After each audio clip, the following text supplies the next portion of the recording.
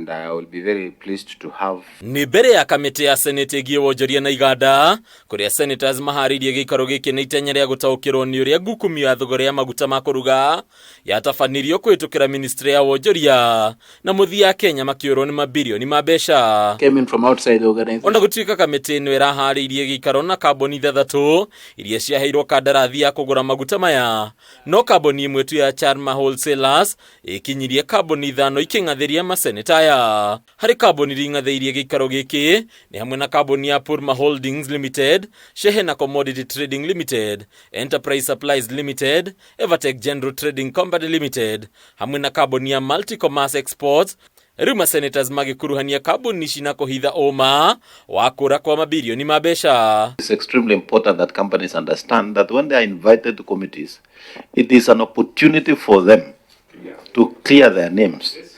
So when they shun committees, they even make the suspicion and what Kenyans are perceiving or confirm the fears of what has been raised to this committee. We need to interrogate purely to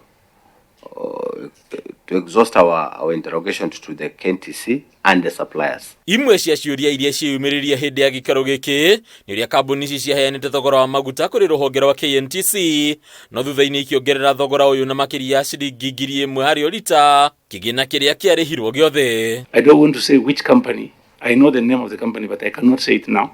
But through the initiatives of His Excellency, some monies were refunded. And it's not all the companies refunded the money. Some didn't refund. So once we get the original tender documents and then the contract and the increment, the price that was increased, then you will know how much money this country has lost. Let's have a full disclosure so that we can have an engagement with what we know. We cannot engage what we don't know. Kũringana na mũrũgamĩrĩri mũnene wa ihinda wa rũhonge rwa KNTC Lucia Nangwe, gũkinyĩria rĩu maabitha amwe a rũhonge rũu nĩ marĩkĩtie kũbutwo wĩra, arĩ nĩ hamwe na mũrũgamĩrĩri wa ũgũri Amos Kuku, Lawrence Bengat ũrĩa nĩ mũrũgamĩrĩri wa ũkinyanĩria wa kĩrĩu, Bernard Lucheri mũrũgamĩrĩri wa kĩgĩna, Jessica Nyamweya ũrĩa warĩ mwandĩki wa kambuni ĩno, ũndũ ũmwe na Anthony Nalianya ũrĩa warĩ mũrũgamĩrĩri wa wendia.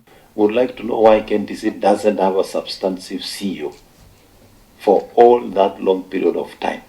Substantive managers who were there have all been dismissed.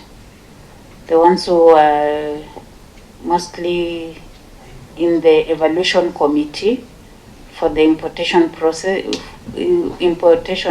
process. So currently we don't have substantive even management in place. We only have 2 general managers who are substantive. The rest and 1 HR manager, so the rest are inactive.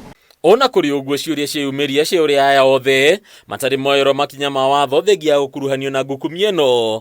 Kamĩtĩ ĩno ĩgĩatha bodi yothe ya KNTC, kambuni iria ciendeirie thirikari maguta maya, hamwe na rũhonge rwa ũthũrimi wa ũkinyanĩru wa indo rwa KEBS gwĩkinyia mbere yayo ihinda-inĩ rĩa thikũ 14 ciũkĩte. Under what circumstances did KEBS declare it not suitable and later on add another opinion that the oils are suitable? There is international market for these goods.